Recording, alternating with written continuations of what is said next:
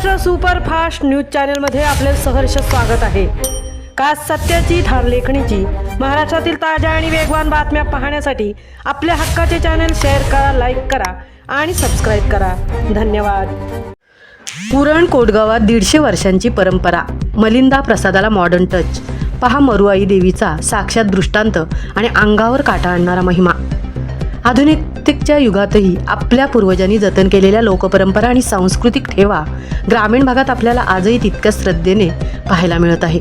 उरण तालुक्यातील कोटगाव येथील जागृत देवस्थान मरुआई माता मठात आषाढ महिन्यानिमित्त भक्तीचे अनोखे वातावरण पाहायला मिळत आहे।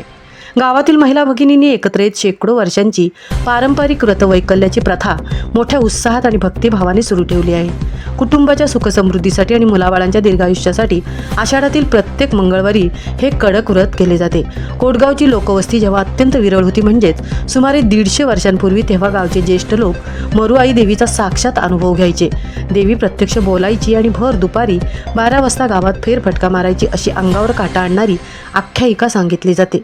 अशीच एक जुनी कथा आजही गावात आदराने सांगितली जाते।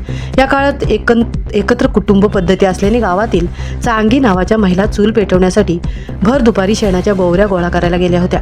गोवऱ्यांनी भरलेले जड टोपलं त्यांना एकटीला डोक्यावर उचलता येत नव्हतं। नेमके त्याच वेळी मरुआई देवीचा दुपारचा फेरा तिथून चालला होता। चांगी आईंनी तिथे एक साधी महिला उभी असलेली पाहिली। देवीचे रूप न ओळखता या महिलेनी साद घातली, "बाई, मला जरा हात लावून घे, हे शेणाचं टोपलं डोक्यावर द्यायला मदत करशील का?" तेव्हा त्या स्त्रीच्या रूपातील देवी म्हणाली, "मी टोपलं डोक्यावर नक्की देईन, पण माझं एक काम करायचं लागेल। माझ्या डोक्यावरच्या उवा बघाव्या लागतील तुला." चांगी नावाच्या महिलेने होकार दिल्यानंतर देवीने आपले केस मोकळे सोडले आणि तो केसांचा पिसारा इतका अथांग आणि अद्भुत होता की आजींनी केसात हात घालत असताना दैवी शक्तीची त्यांना जाणीव झाली आणि भारावून जाऊन त्यांनी डोळे मिटले आणि क्षणात देवीने त्यांना दृष्टांत दिला, "आता हे टोपलं उचलून तू पुढे जा, पण चुकूनही मागे वळून पाहू नकोस." हा साक्षात अनुभव आजही कोटकरांच्या मनात देवीबद्दलचा आदर आणि भक्ती द्विगुणित करतो। आज वस्ती वाढली असली तरी देवी अदृश्य रूपाने रात्रीचा फेरा मारते आणि संपूर्ण गावाला आशीर्वाद देते, अशी गावकऱ्यांची गाढ श्रद्धा आहे। या जागृत देवीच्या चरणी आषाढ महिन्यात महिला वर्ग पूर्णपणे लीन होतो। या व्रताचे सर्वात मुख्य आकर्षण म्हणजे मलिंदा। हा खास पारंपरिक नैवेद्य तांदळापासून बनवला जाणारा अत्यंत चवदार आणि गोड पदार्थ मरुआईला अत्यंत प्रिय मानला जातो। सायंकाळी मठात मरुआई देवीला या मलिंद्याचा महानैवेद्य दाखवल्यानंतरच महिला आपला दिवसभराचा उपवास सोडतात। काळ बदलला तसे स्वयंपाक घरातील पद्धतीही बदलल्या। पूर्वी केवळ पारंपरिक पद्धतीने बनवला जाणारा हा तांदळाचा गोड मलिंदा आजच्या सुगरण गृहिणी अतिशय कल्पकतेने तयार करत आहेत। मूळ तांदळाचा गाभा तोष ठेवून त्यात सुकामेवा, केशर, वेगवेगळे नैसर्गिक फ्लेवर्स आणि आकर्षक सादरीकरण करून देवीला नैवेद्य अर्पण केला जातो। आत्ताची पिढी या नैवेद्याची पौष्टिकता आणि चव टिकवून मरुआईच्या चरणी अत्यंत कलात्मकतेने आपला नैवेद्य आणि भक्ती अर्पण करत आहे। या अखंड व्रताची सांगता आषाढ महिन्यातील शेवटच्या मंगळवारी अत्यंत उत्साहात होते। या शेवटच्या कोटगावच्या या ग्रामीण भाषेत या व्रताला वहिवय असे म्हटले जाते।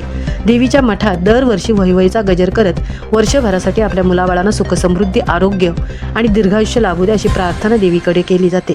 आज ही 100-150 वर्षांची परंपरा एका पिढीकडून दुसऱ्या पिढीकडे अतिशय अभिमानाने सोपवली असून या मरुआईच्या मठात संपूर्ण गावाचा भक्तिभाव एकवटलेला आपल्याला पाहायला मिळतो। मरुआईच्या या पुरातन मठाची सध्या अत्यंत जीर्णावस्था झाली असून या पवित्र वास्तूचा भव्य मंदिरात पुनर्विकास व्हावा अशी आर्त मागणी कोटगावच्या महिला भगिनींनी ग्रामस्थ, लोकप्रतिनिधी आणि प्रशासनाकडे केली आहे। महाराष्ट्र सुपरफास्टसाठी तृप्ती भोईर, कोटगाव, उरण। काळापासून आहे काय आमची आजी त्याच्या म्हणजे झाले असतील तरी 100-150 वर्ष झाले असतील देवीला, आणि त्या टायमापासून तिची होय करतात। पण तिच्या परंपरेचं हे आहे तिला खरं म्हणजे तांदळाचंच मलिंद दाखवायचं असते नैवेद्य। आताच्या काळामध्ये कसं बायकांचं कसं असते, कुठल्या तरी वस्तू तांदळाच्या बद्दल शेव बनवून द्या, मला शिरा बनवून द्या आणि देवीला नेऊन द्या, पण पहिलं परंपराचा म्हणजे आपला मलिंदाचाच नैवेद्य आहे तिचा। पण आता त्याच्यात बायका कशा डोकं चालवून आता काय ना काय म्हणजे तांदळाचाच बनवतात, पण ते त्याच्याऐवजी तांदळाचाच बनवतात, पण तो नैवेद्य करतात, नैवेद्यच बनवतात। आणि आपली कशी मरुबाई हा ही साक्षात आहे. हा. हा पहिले कसा दुपारचे तिचा फेरा निघायचा 12च्या दुपारी 12चा तिचा फेरा असायचा. आता कशी पब्लिक जनता वाढल्यानंतर 12चा फेरा तसं नाही, पण पहिल्या पूर्वी तिचा 12चा फेरा, तिचा आता रात्रीचे 12चा फेरा आहे. पण ती फिरला. तरी पण आता कसं आहे, लोक आता जागे आहेत कोणतं, पण तिचा फेरा कधी होते ते कोणाला दिसून येत नाही. समजलं? आता ते कसं हव्याप्रमाण येतात, हव्याप्रमाण देवांचं स्थान बोलल्यानंतर हव्याप्रमाण येतात. पण एवढी देवी साक्षात शाश्वत आहे. शाश्वतपणा एवढा आहे. तिच्या पूर्वी काळात अशी होती, अशी आपल्याला साक्षात दिसायची, आपल्याशी साक्षात अशी बोलायची. म्हणजे आपल्या जुन्या आजा बिजा सांगतात त्यावरनं आपल्याला माहिती आहे. हा अशी बोलायची. तर आता ती आमची माझ्या आईची मामी होती ती तर अशी म्हणजे इथे कसं म्हणजे सामसून एरिया एवढी काय घरं नव्हती. पूर्वी काळात कसा एक घरात 4-4 जोरे असायच्या पूर्वीच्या काळात, तर ती अशी घरं असते. पूर्वीच्या काळात ती आमची आजी होती, तर ती अशी म्हणजे आली होती कशाला शेणाला. म्हणजे आजी त्या देवीचा फेरा निघाला दुपारच्या 12ला निघाला, तर तिला काय टोपला तो उचलता नाही आला.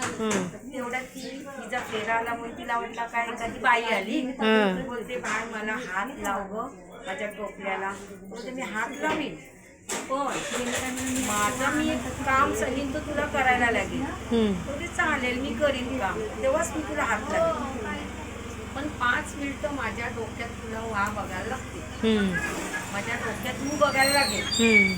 तर बोलते चालेल बघते. तर तिने जे देवीनी केस मरुबाईनी सोडले ते एकदम म्हणजे काय केसांचा म्हणजे तुफानच, म्हणजे तुफान सारखा असं म्हणजे जोशात एकदम सुटले. सुटल्यानंतर ती बसली, ती बोलली माझ्या बघ. पण तिने डोक्यात हात घातल्यावर ते आमच्या आजीनी डोळे मिटले. तिच्याला ती चांगली डोकरी म्हणून होती, तिचं नाव चांगली डोकरी म्हणून होतं. तर तिने डोळे मिटले तर तिने सांगितलं डोळे मिटलेस ना तर उठ आणि टोपला घे आणि तुझ्या तू घरी जा, पण मागे वळून बघायचा नाही. मग या देवीने हात नाही लावतच तो टोपला तिने वळवला आणि ती घेऊन गेली. आणि घरी जाऊन देवीचं नसतान ती म्हणजे तापात त्या टायमाला पणपणली. तेव्हा म्हणजे तिने सगळ्यांना असं दृष्टांत दिला, तो दृष्टांत सांगून तिने असं सगळ्यांना सांगितलं. तेव्हा ही आपल्याला कथा माहिती पडली, दंतकथा ही. दंतकथा.